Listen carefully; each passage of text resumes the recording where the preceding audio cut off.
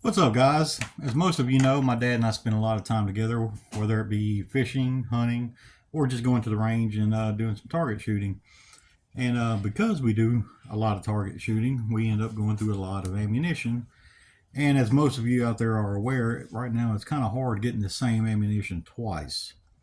We end up having different grain, different velocity, what have you, and it gets a little aggravating, especially when you're trying to sight in some kind of optic. So in order to continue with our ongoing attempt to spend as much money as we can, we decided to go in halves on a reloading setup. Dad bought the Hornady Lock and Load Classic kit, and that came with the majority of the things that will be needed, the bigger items anyhow. And I did all the little bells and whistles and odds and ends, stuff like that, which I got most of it. Some of it still, I'm waiting for it to be delivered. But let me go ahead and show you what I got so far. All right, so with the Hornady Lock and Load Classic, you got your press, and got a little deal to catch your spent primers. As you can tell, I've been doing a little practicing. You got your powder measure, which I have learned that the rotor in this is for rifle loads, so I need to get a pistol load. But in the meantime, a pistol rotor. So in the meantime, I'm going to be just, doing it the old-fashioned way, going slow with the powder trickler, which came with the kit, and also the funnel here. It came with a digital scale, this universal shell holder, came with a can of lube, and it also came with a handheld primer installer deal that I really don't like. I'll probably just need to get used to it. And it came with a reloading manual. Now I went out and bought this other, well, if I can get it, bought that Lyman pistol and revolver manual because we shoot a lot of pistols and revolvers. We got shotguns and long rifles and all that stuff too, but whatever. Anyway, moving on.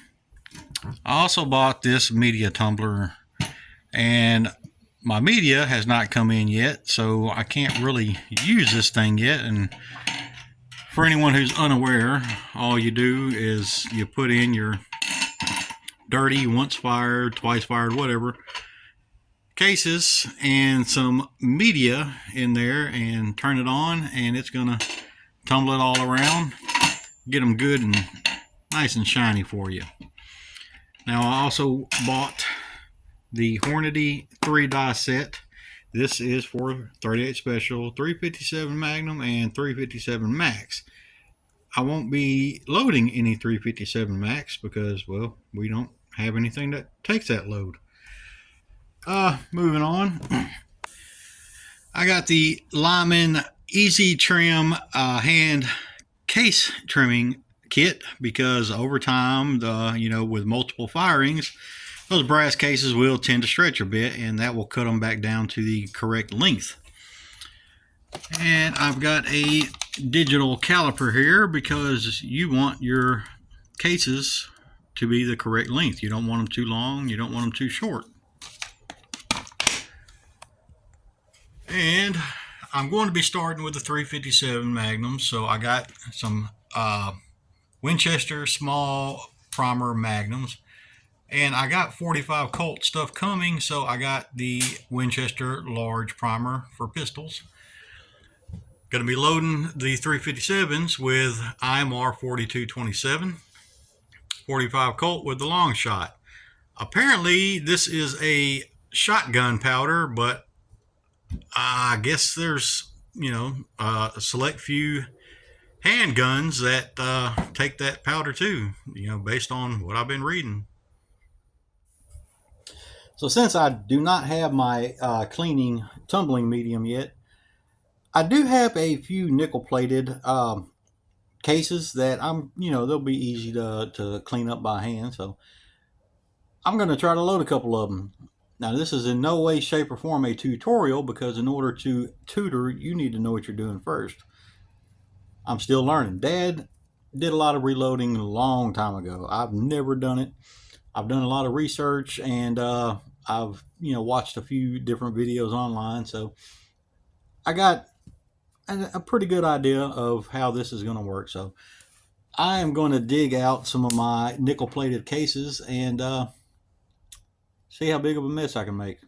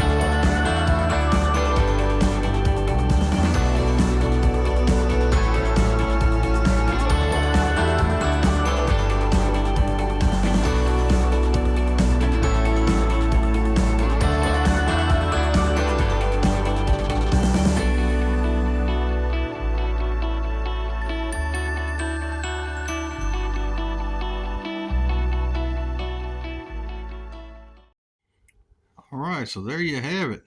All 6 are primed, powdered, and loaded. I think they turned out pretty nice looking. All right, guys. Well, I hope that didn't bore any of y'all too much. Once again, do not take what I did as an educational thing because I have no idea what I'm doing. I'm hoping after I fire these, I still got 10 of these. But anyway, next step is going to be to take them out to the range and see what happens. Feel pretty good about it. They should go okay, but the proof will be in the pudding, as they say. But yeah, that's going to be it for now. Once I get a little more familiar with what I'm doing and a little more comfortable with it, I'm sure I'll probably end up reloading different calibers. And since 14 shells are still hard to find, maybe I'll get some components to put some of them together. Who knows? It's cost a pretty good amount of money to get set up, but in the long run, I'm hoping maybe with certain calibers anyway, I can save a buck or two. But the main reason for this is so we can consistently have the same ammunition. So yeah, that's going to be it. Might be a few days before I can get out to the range, but yeah, it's kind of fun. Appreciate y'all watching. See you next time.